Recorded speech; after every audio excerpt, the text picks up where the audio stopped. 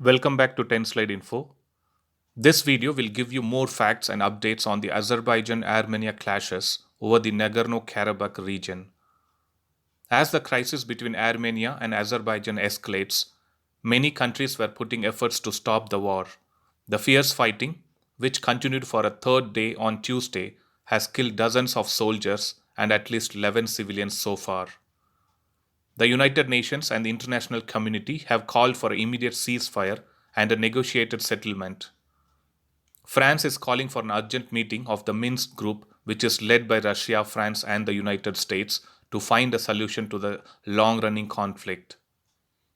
Russian President Vladimir Putin urged the opposite sides in the Nagorno Karabakh conflict to hold their fire during a conversation with the Armenian Prime Minister.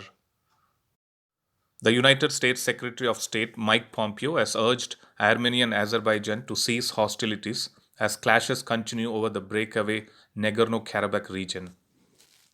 According to Armenian Defense Ministry, it looks like they have destroyed 72 drones, 7 helicopters, 137 armored vehicles, and not just these missions, but also 790 casualties among the Azerbaijan forces. This was the update from the Armenian side. According to Azerbaijan, they mentioned that only 12 civilians were killed and 35 wounded by the Armenian fire.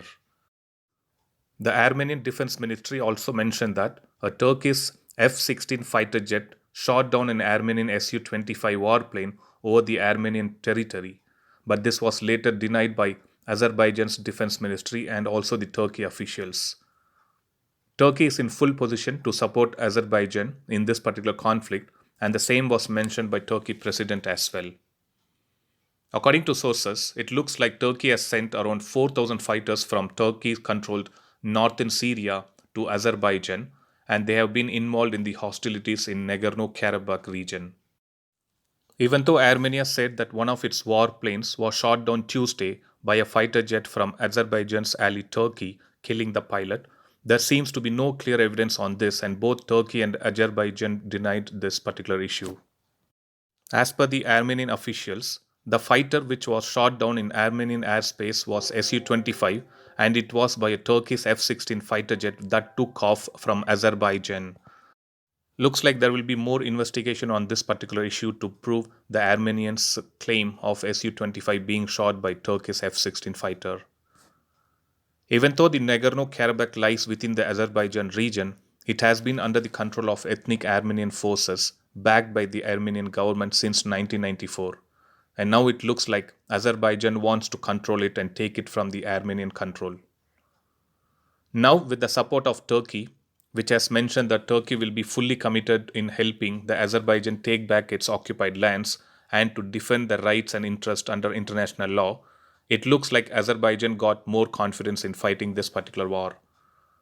Even though Russia is very close to India and Armenia in providing fighters and defense systems, not sure how much it would be supporting Armenia in fighting this particular war.